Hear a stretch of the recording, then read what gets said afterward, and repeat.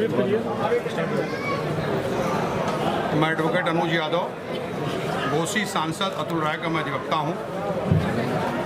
इस पत्रकार वार्ता में आप सभी पत्रकार बंधुओं का, electronic media, print media, portal. सबसे पहला बिंदु ये है कि दो सुपीरियर अथॉरिटी तत्कालीन सीओ बघेल जी के द्वारा जांच की गई और जांच करने के उपरांत ये पाया गया कि जो उनको वीडियो रिकॉर्डिंग, ऑडियो रिकॉर्डिंग और उनको जो कंप्लेंट किया गया था उस कंप्लेंट की सत्यता पाई गई और उस कंप्लेंट और ऑडियो रिकॉर्डिंग का उन्होंने एफएसएल के तहत उसकी जांच भी कराई और जांच में ये पाया गया कि अतुल राय सांसद को एक साजिश के तहत मुख्तार अंसारी के ही खास शूटर के द्वारा एक योजनाबद्ध तरीके से उनके राजनीतिक करियर को बर्बाद करने के लिए उनको फंसाया गया, जिसकी जांच सीओ के उपरांत तत्कालीन एसएसपी महोदय ने इसकी जांच बनारस के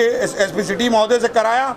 एसपी सिटी महोदय ने भी उस जांच में ये पाया कि सीओ बघेल के द्वारा जो जांच की गई थी वो सत्य एवं सही है और एसपी सिटी महोदय ने भी 173(8) के री इन्वेस्टिगेशन की संतुति किया कि इस मुकदमे का पुनः विवेचना होना चाहिए। समझ में आता है कि वो रिपोर्ट आने के लगभग 8 माह बीत गया है, किसके दबाव में बनारस के कमिश्नर महोदय उस मुकदमे का री इन्वेस्टिगेशन नहीं करा रहे हैं। हम इतना ही जानना चाहते हैं कि अगर री इन्वेस्टिगेशन का दो सुपीरियर अथॉरिटी के द्वारा संतुति की गई तो किसके दबाव में उसकी पुनः विवेचना नहीं की जा रही है। आज तक न्यायालय में पुनः विवेचना का प्रार्थना पत्र लंका थाने के द्वारा नहीं दिया गया। दूसरा मेरा महत्वपूर्ण मुद्दा है कि अभी तत्काल 3 दिन पहले आज तक के चैनल के माध्यम से इस बात की जानकारी हुई कि उत्तर प्रदेश के खुफिया तंत्र ने इस बात की जानकारी दिया कि घोसी सांसद अतुल राय को मुख्तार अंसारी से जान माल का खतरा है। आज इस प्रेस कॉन्फ्रेंस के माध्यम से अपने क्लाइंट की तरफ से ये मैं मांग करता हूँ कि जेल से पेशी के दौरान और जेल में रहने के दौरान उनको पर्याप्त सुरक्षा व्यवस्था मुहैया कराई जाए, जैसा कि मुख्तार हत्या होती रही है। हम इस प्रेस कॉन्फ्रेंस के माध्यम से मांग करते हैं कि जब भी अतुल राय की पेशी हो, पेशी के दौरान उनको पर्याप्त सुरक्षा व्यवस्था मुहैया कराई जाए और जेल में जिस तरीके से उत्तर प्रदेश के खुफिया तंत्र ने सूचना दिया है उसके अनुसार उनको सुरक्षा प्रोवाइड कराई जाए। तीसरा हमारी मांग है कि जो अतुल राय के मुकदमे की पीड़िता हैं और पीड़िता के जो पुरुष मित्र हैं उनके खिलाफ 4 थाने में मुकदमे दर्ज हैं, जिसमें किसके दबाव में नहीं की जा रही है, जबकि हीनियस ऑफेंसेस में अभी कैंट का एक मामला है, 8 माह हो गया उस मुकदमा को दर्ज कराए।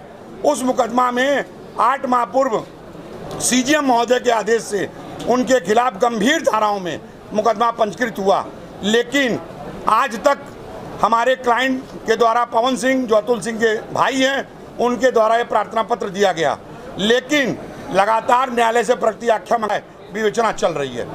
मैं ये समझना चाह रहा हूँ कि किसके दबाव में ये पीड़िता और पीड़िता के पुरुष मित्र की गिरफ्तारी नहीं हो रही है, जबकि 4 मामलों में ऐसा ही नहीं है। अभी फेसबुक के माध्यम से ये भी सामने आया है कि आईपीएस अधिकारी को पीपीएस अधिकारी का फोटो लगाकर उनको गंदी गंदी गालियां दी जा रही हैं। मैं ये जानना चाहता हूं बनारस के कमिश्नर महोदय से कि किसके दबाव में इनकी गिरफ्तारी नहीं हो रही है, किसके दबाव में अतुल राय के को क्लीन चिट मिलने के बाद भी आज तक लंका थाना के द्वारा न्यायालय में 173(8) की एप्लीकेशन नहीं दी गई और उसकी विवेचना नहीं कराई जा रही है। हम आज पत्रकार वार्ता के माध्यम से अपने क्लाइंट की तरफ से इस बात की मांग करते हैं कि लोग मुख्यमंत्री इन मुद्दों पर ध्यान दें और हमारे क्लाइंट के साथ न्याय किया जाए। और जैसा कि सीओ साहब और एसपी सिटी साहब की जांच आख्या आई है उसके अनुसार तत्काल 173(8) की एप्लीकेशन संबंधित न्यायालय में देकर मुकदमे का पुनः विवेचना कराएं और जो सांसद 2 साल से फर्जी मुकदमे में निरुद्ध हैं उनके साथ न्याय हो। बाकी अतुल राय के उसको जल्दी कराया जाए फास्ट ट्रैक कोर्ट के माध्यम से, या फिर हमने ये मामला जो है 173(8) का जुडिक्शन हाई कोर्ट का नहीं है। 173(8) का जुडिक्शन जिस थाने का मुकदमा है उसके संबंधित मजिस्ट्रेट का है। वो जो विवेचना 173(8) की एप्लीकेशन पड़ेगी वो हमने MP MLA कोर्ट में दे रखा है, लेकिन वहाँ से कोई कार्रवाई नहीं हो रही है। जबकि 173(8) की सारे साक्ष्य आने के बाद, सीओ साहब के साक्ष्य आने के बाद, एसपीसीडी साहब के साक्ष्य आने के बाद इसको एप्लीकेशन प्रोसिक्यूशन के द्वारा, लंका थाना के द्वारा संबंधित मजिस्ट्रेट को देना चाहिए था, दे के उसकी विवेचना करना चाहिए था, जो आज तक न जाने किस दबाव में नहीं हो रहा है। आज जो प्रेस कॉन्फ्रेंस आपने बुलाई ये है कि घोसी के सांसद जेल भेजा गया है। उस मुकदमे में घोसी सांसद के पिता के द्वारा एक एप्लीकेशन दिया गया था, जिस एप्लीकेशन पर सारे तथ्य दिए गए थे और उसकी ऑडियो रिकॉर्डिंग दी गई थी। उस ऑडियो रिकॉर्डिंग में की जांच तत्कालीन सीओ बघेल साहब ने किया और बघेल साहब ने उसकी एफएसएल से भी जांच कराई। जांच में ये पाया गया कि जो ऑडियो रिकॉर्डिंग है वो सच एवं सही है और उसमें उन्होंने अपने रिपोर्ट में कहा कि घोसी सांसद को गलत तरीके से फंसाया गया, इस मुकदमे का पुनः विवेचना होना चाहिए। उसके बाद तत्कालीन एसएसपी महोदय के द्वारा उस मुकदमे का सीओ बघेल के जांच की पुनः विवेचना कराई गई, जिसमें एसपी बनारस के द्वारा ये जांच किया गया और जांच में ये पाया गया कि बघेल की रिपोर्ट सही है, इस मुकदमे की पुनः विवेचना होना चाहिए। इतनी रिपोर्ट होने के बावजूद भी आज तक लंका थाना अध्यक्ष के द्वारा या लंका के किसी प्रशासनिक अफसर के द्वारा उस मुकदमे के रीइन्वेस्टिगेशन का कोई एप्लीकेशन संबंधित न्यायालय में नहीं दिया गया। हमें ये समझ में नहीं आता है कि ये किस दबाव में कि 4 मुकदमों में वांछित होने के बावजूद जो अतुल राय के मुकदमे की पीड़िता और उसके पुरुष मित्र आज तक न गिरफ्तार किए गए, न उनके खिलाफ कोई कानूनी कार्रवाई की जा रही है। ऐसा क्यों हो रहा है, जबकि अतुल राय के खिलाफ मुकदमा दर्ज होते ही बिना विवेचना के उनके खिलाफ दबिश की कार्रवाई शुरू हो गई और दबिश के बाद उनको पकड़ के जेल भेजने का कार्य किया गया। तीसरा मैं निवेदन करूंगा कि जो अभी उत्तर प्रदेश के खुफिया विभाग के द्वारा आज चैनल पर यह न्यूज़ चला कि सांसद अतुल राय को मऊ के विधायक मुख्तार अंसारी से खतरा है, उसको देखते हुए मैं इस प्रेस कॉन्फ्रेंस के माध्यम से जो हमारे क्लाइंट के द्वारा निर्देश दिया गया है उसके अनुसार मैं ये मांग करता हूं कि उनको जेल में रहने के दौरान, पेशी पर जाने के दौरान उनको पर्याप्त सुरक्षा व्यवस्था मुहैया कराई जाए। भाई साहब, जिस तरीके से नाटकीय ढंग से ऑडियो और वीडियो वायरल हुआ उस महिला का और अब ये सारी चीज़ें जांच में आई, क्या लग रहा है कि आपको किस तरीके हमको उत्तर प्रदेश के मुख्यमंत्री पर पूर्ण भरोसा है और विश्वास है कि अगर पूरे तथ्य की जानकारी उनके तक अगर आप प्रेस मीडिया के माध्यम से पहुंचता है तो निश्चित रूप से अतुल राय के साथ न्याय होगा और मुकदमे का जो है इन्वेस्टिगेशन होगा और जितना ये नाटकीय स्वरूप चल रहा है इसका सबका भंडाफोड़ होगा। कौन लोग हैं इस पूरे प्रकरण के पीछे, कौन लोग हैं? मुझे ऐसा लगता है कि प्रशासन महिला होने के कारण नाजायज दबाव में आकर इस मुकदमे का 2 सुपीरियर अथॉरिटी द्वारा पुनः विवेचना के जांच का आदेश होने के बावजूद इसकी जांच नहीं कराई जा रही है।